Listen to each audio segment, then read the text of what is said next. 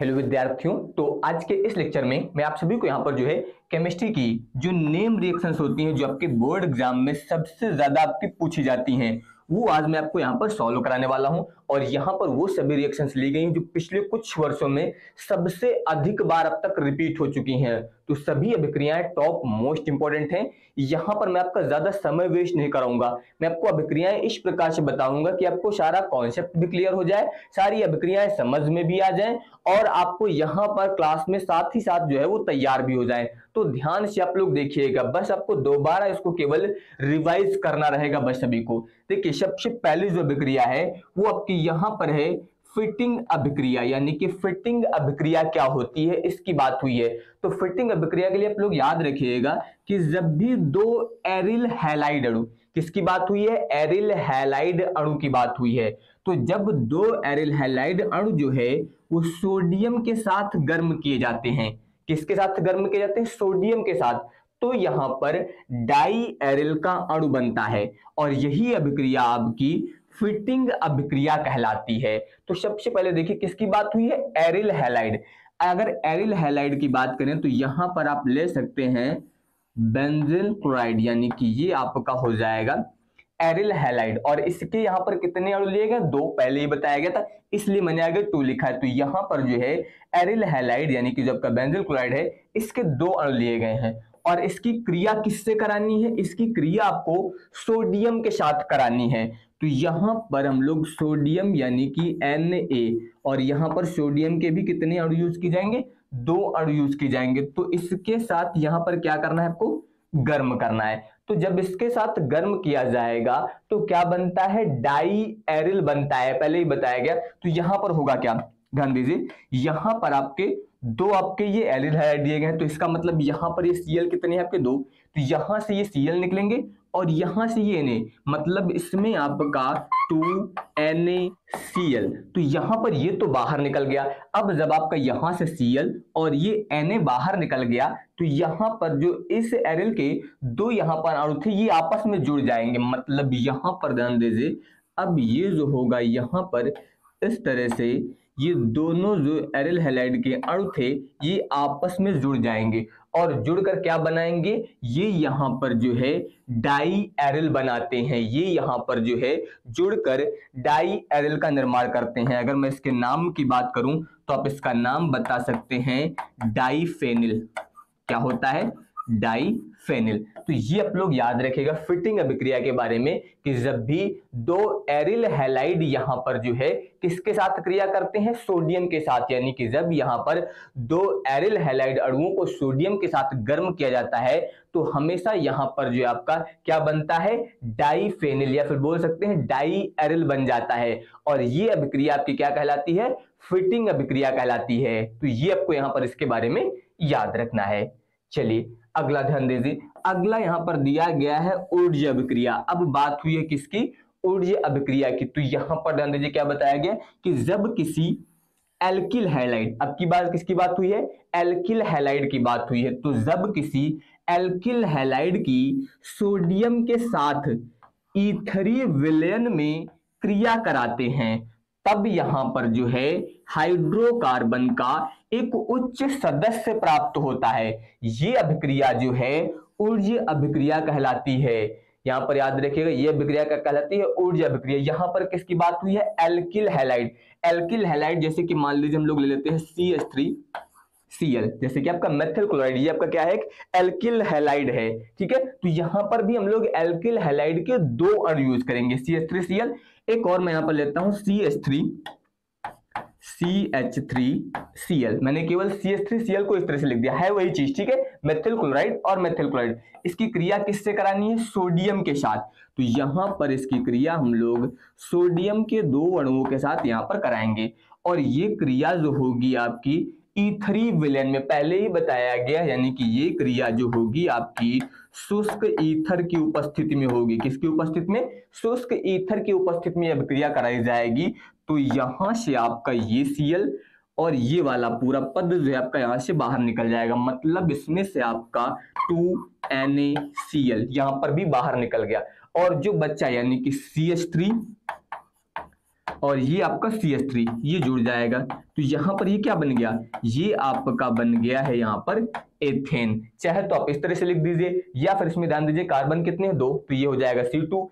Hydrogen कितने हैं total 6, तो C2H6 भी लिख सकते हैं, या फिर आप CH3 सिंगल बॉन्ड CH3 करके लिख दीजिए। तो कुल मिला के यहाँ पर जो है ये आपका हाइड्रोकार्बन का जो है एक उच्च सदस्य यानी कि एथेन प्राप्त हो गया। तो ये अभिक्रिया आपकी क्या कहलाएगी, ये अभिक्रिया ऊर्ज अभिक्रिया कहलाएगी। तो इसके पहले जो मैंने आपको बताई थी वो बताई थी फिटिंग अभिक्रिया। वहां पर क्या हो रहा था, वहां पर 2 एरिल हैलाइड के अणु जो थे वो सोडियम के साथ क्रिया कर रहे थे, और यहां पर क्या हो रहा है, इसमें आपके 2 एल्किल हैलाइड जो है वो सोडियम के साथ जो है शुष्क ईथर के उपस्थिति में क्रिया करते हैं। तो यहां पर आपका जो है उच्च हाइड्रोकार्बन का सदस्य यानी कि एथेन प्राप्त होता है। ये अभिक्रिया कहलाती है ऊर्जा अभिक्रिया। तो आपने एक पढ़ा फिटिंग अभिक्रिया, एक आपने पढ़ा यहां पर ऊर्जा अभिक्रिया। अब इसके बाद ध्यान दीजिए अगली जो अभिक्रिया है वो आपकी है ऊर्जा फिटिंग अभिक्रिया। ध्यान दीजिएगा यहां पर तीनों में डिफरेंस याद रखिएगा, फिटिंग अभिक्रिया आपकी अलग है, ऊर्जा अभिक्रिया अलग है, और ऊर्जा फिटिंग अभिक्रिया ये अलग है। तो अगर मैं इसकी बात करूं तो यहां पर क्या दिया गया है कि एल्किल हैलाइड का, यहां पर जो है बात किसकी हुई है, एल्किल हैलाइड की, और इसके अलावा एरिल हैलाइड। आप सभी को पता है कि जो अभी मैंने फिटिंग अभिक्रिया पढ़ाई थी उसमें किसका यूज हुआ था, एरिल हैलाइड का, और जो मैंने आपको अभी यहाँ पर ऊर्जा अभिक्रिया पढ़ाई थी उसमें किसका यूज हुआ था, एल्किल हैलाइड का।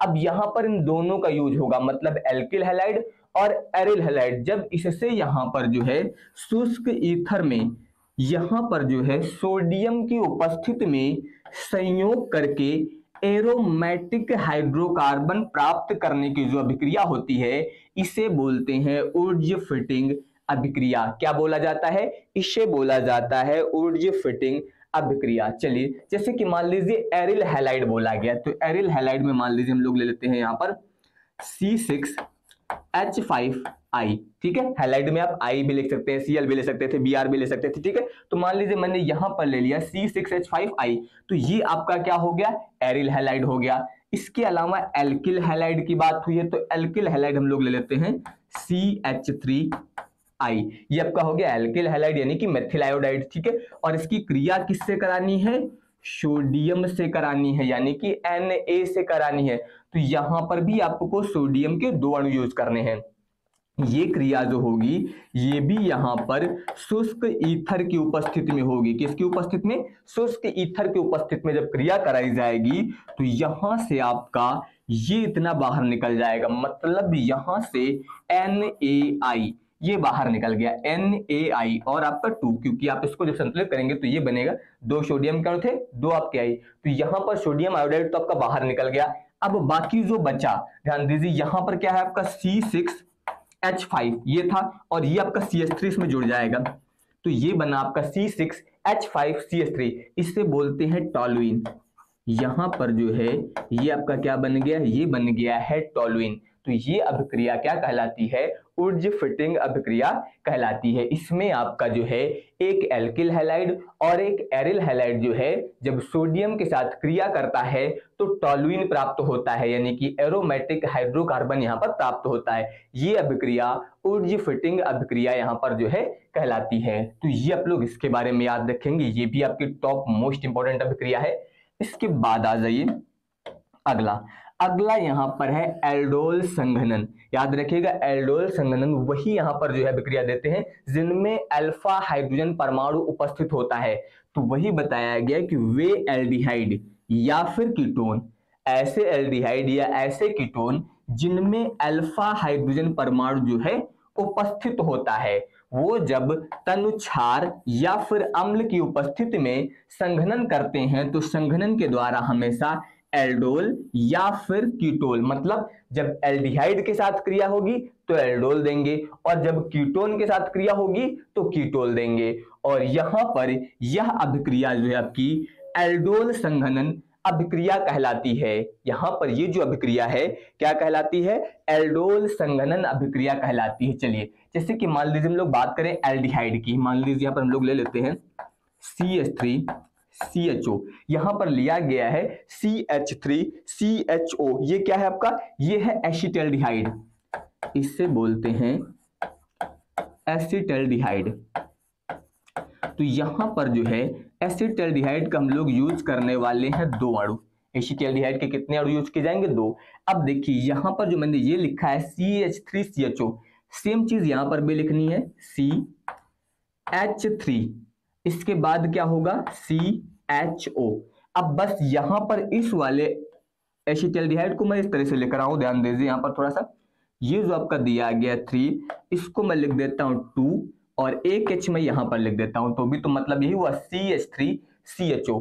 तो अब यहां पर जब ये इसके साथ संयोग करेगा तो ध्यान दीजिए ये आपका था CH3, इसके बाद आपका है CH, ये वाला CH, और ये इसके साथ आके जब जुड़ेगा तो ये हो जाएगा OH, ये वाला आपका OH, बाकी आगे दिया गया है CH2CHO, इस तरह से।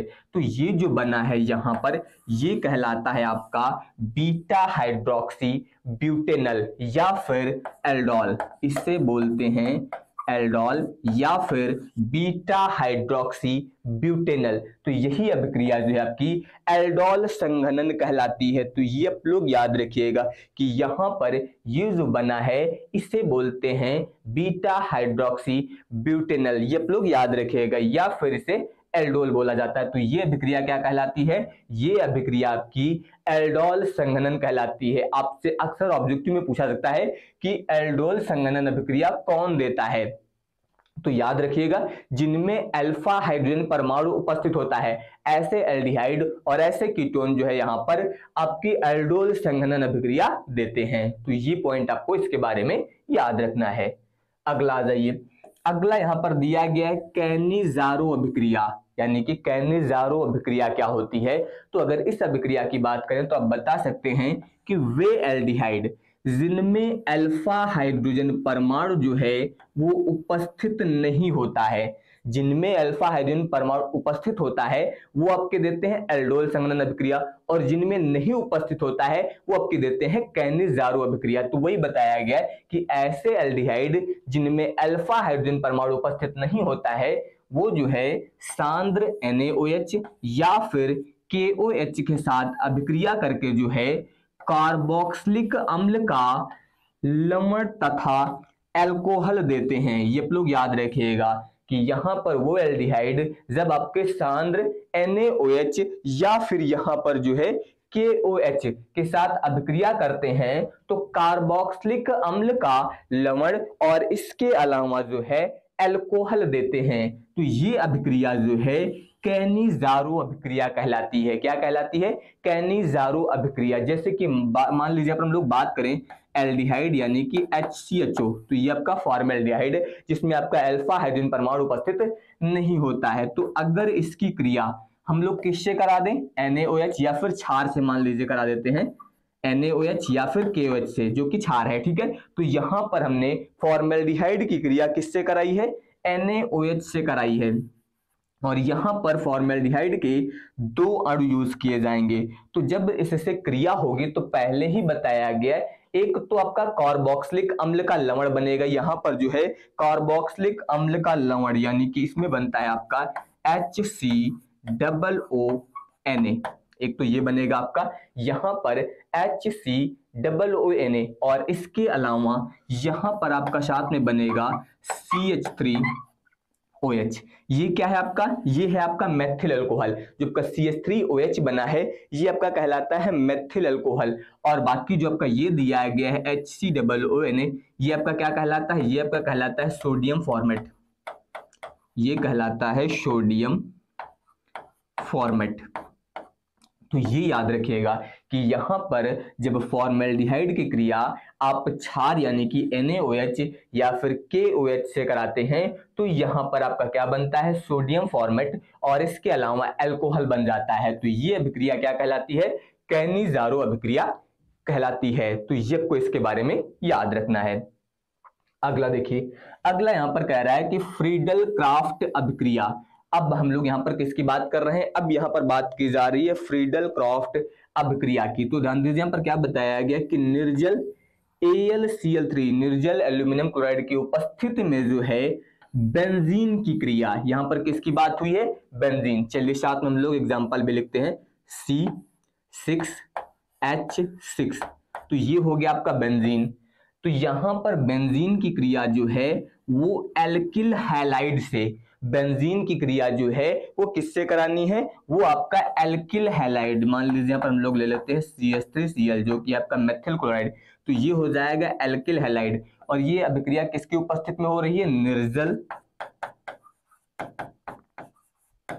AlCl3 इसकी उपस्थिति में कराई जा रही है। तो यहाँ पर बेंजीन की क्रिया जो है वो एल्किल हैलाइड से निर्जल AlCl3 की उपस्थिति में जब कराई जाती है तो कराने पर बेंजीन नाभिक का जो हाइड्रोजन परमाणु है, यहाँ पर इस बेंजीन नाभिक का जो हाइड्रोजन परमाणु होता है, ये हाइड्रोजन परमाणु जो है एल्किल समूह द्वारा प्रतिस्थापित हो जाता है। यहां पर एल्किल समूह कौन सा है, ध्यान दीजिए, ये जो होता है आपका एल्किल समूह होता है, ये तो आप सभी को पता है CH3। तो ये एल्किल समूह द्वारा यहाँ पर इसका हाइड्रोजन जो है प्रतिस्थापित हो जाएगा। मतलब ध्यान दीजिए, ये C6H6 जहां पर है वो आपका हो जाएगा H5, यहाँ पर 6 था, यहाँ पर हो गया 5, यहां से एक H निकलेगा और एक इसके द्वारा प्रतिस्थापित होगा CH3 के द्वारा, यानी कि यहां पर आपका जुड़ जाएगा आके CH3, और जो यहां से हाइड्रोजन निकलेगा वो आपका इस Cl यानी कि HCl के साथ बाहर हो जाएगा इस प्रकार से। तो यहां पर आपका ये बन जाएगा, जो बना है इसे क्या बोलते हैं, इसे बोलते हैं टॉलुइन। तो यहां पर ये बन गया है टॉलुइन। तो ये अभिक्रिया क्या कहलाती है, ये अभिक्रिया कहलाती है फ्रीडल क्राफ्ट अभिक्रिया।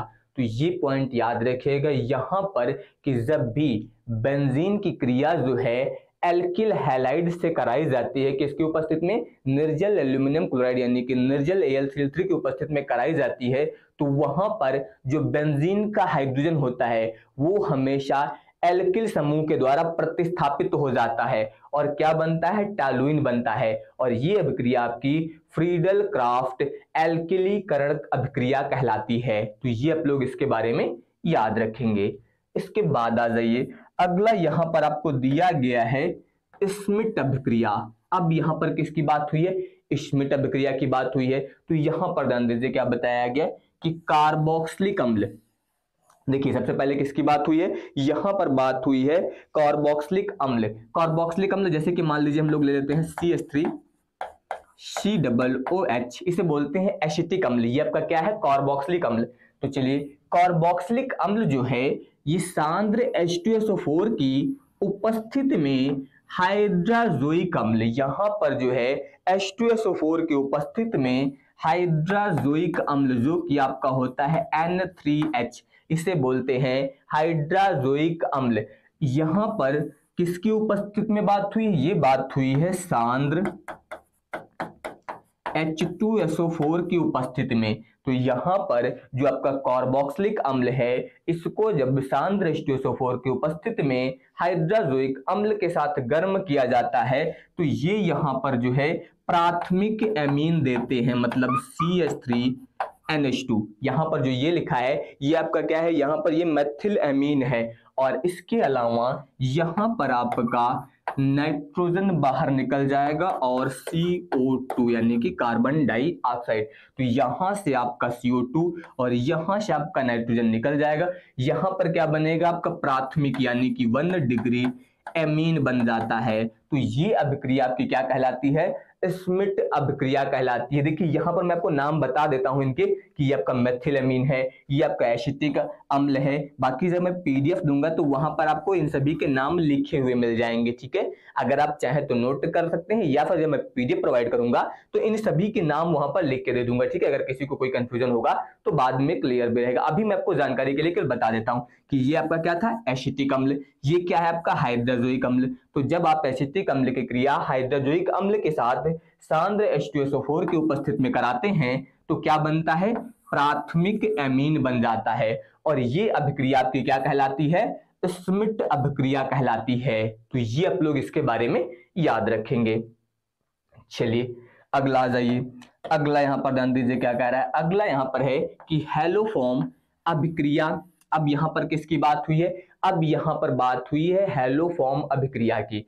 तो ध्यान दीजिए यहां पर क्या बताया गया कि वह अभिक्रिया जिसमें आपका मेथिल कीटोन, किसकी बात हुई है, यहां पर बात हुई है मेथिल कीटोन समूह की। मेथिल कीटोन समूह युक्त यौगिक कास्टिक क्षारों की उपस्थिति में हैलोजन से क्रिया करते हैं। अब ध्यान दीजिए यहां पर, जो यहां पर आपका मेथिल कीटोन समूह युक्त यौगिक है, ये जो है कास्टिक क्षार की उपस्थिति में किससे क्रिया करते हैं, हैलोजन से क्रिया करते हैं। तो यहां पर हैलोफॉर्म यौगिक बनता है और ये अभिक्रिया क्या कहलाती है, हैलोफॉर्म अभिक्रिया कहलाती है। जैसे कि यहां पर ध्यान दीजिए, अगर मैं बात करूं तो यहां पर आप देख सकते हैं, ये आपका दिया गया है यहां पर RCOCH3, यहां पर आपको क्या दिया गया है, RCOCH3, जो कि आपका मेथिल कीटोन हो जाएगा। तो यहां पर इसकी क्रिया किससे करानी है, हैलोजन से करानी है। यहाँ पर X लिखा गया, X का मतलब आपका Cl,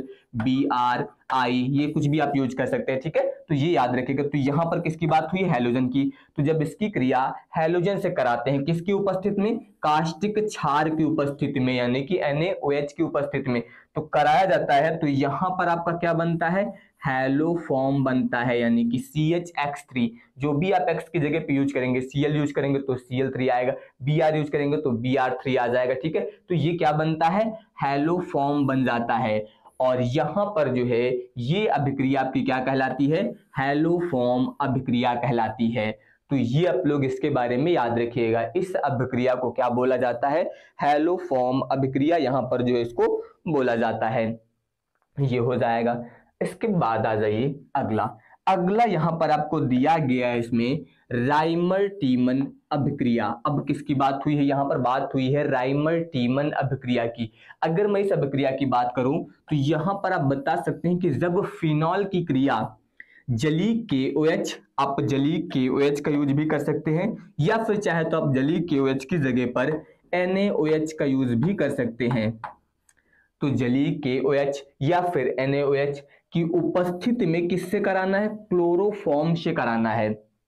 तो जब इसकी अभिक्रिया क्लोरोफॉर्म से कराई जाती है तो आपका बनता है सैलिसिलिक एल्डिहाइड, और इस अभिक्रिया को राइमर-टीमन अभिक्रिया बोलते हैं। तो ये आप लोग याद रखिएगा। यहां पर किसकी बात हुई है, फिनॉल की बात हुई है। तो यहां पर ध्यान दीजिए, ये आपका क्या दिया गया, ये दिया गया आपका फिनॉल C6H5OH, ये आपका होता है फिनॉल। तो यहां पर फिनॉल की क्रिया जो है वो जलीय NaOH किसकी उपस्थिति में, जलीय NaOH की उपस्थिति में क्लोरोफॉर्म से, ये आपका क्या दिया गया, क्लोरोफॉर्म दिया गया CHCl3। तो यहां पर जब फिनॉल की क्रिया यहां पर जो है NaOH की उपस्थिति में क्लोरोफॉर्म से कराई जाती है तो क्या बनता है, यहां पर बनता है आपका सैलिसिलिक एल्डिहाइड। अब ध्यान दीजिए, ये अभिक्रिया 2 चरणों में पूरी होती है। सबसे पहले जब इसकी क्रिया होगी तो आपका यहां पर एक यौगिक ये बनेगा जिसके साथ आपका NaCl और H2O बाहर निकलेगा। जब यहां पर इसके बाद अम्लीय माध्यम में दोबारा से क्रिया होगी तब आपका बनता है ऑर्थोसैलिसिलिक एल्डिहाइड, ठीक है। यहां पर एक पॉइंट आप लोग ये भी याद रखिएगा, अगर आप चाहें तो इस अभिक्रिया को डायरेक्ट भी लिख सकते हैं। डायरेक्ट लिखने का मतलब ये है कि अगर आपको याद नहीं है ढंग से तो आप केवल इतना भी यूज कर सकते हैं, ये तब भी ये अभिक्रिया आपकी बिल्कुल सही मानी जाएगी। तो यहां पर आपको याद रखना है कि जब फिनॉल की क्रिया आप NaOH की उपस्थिति में किससे कराएंगे, क्लोरोफॉर्म से कराएंगे, तो आपका क्या बनेगा, सैलिसिलिक एल्डिहाइड बन जाता है। इस तरीके से भी आप इस अभिक्रिया को लिख सकते हैं।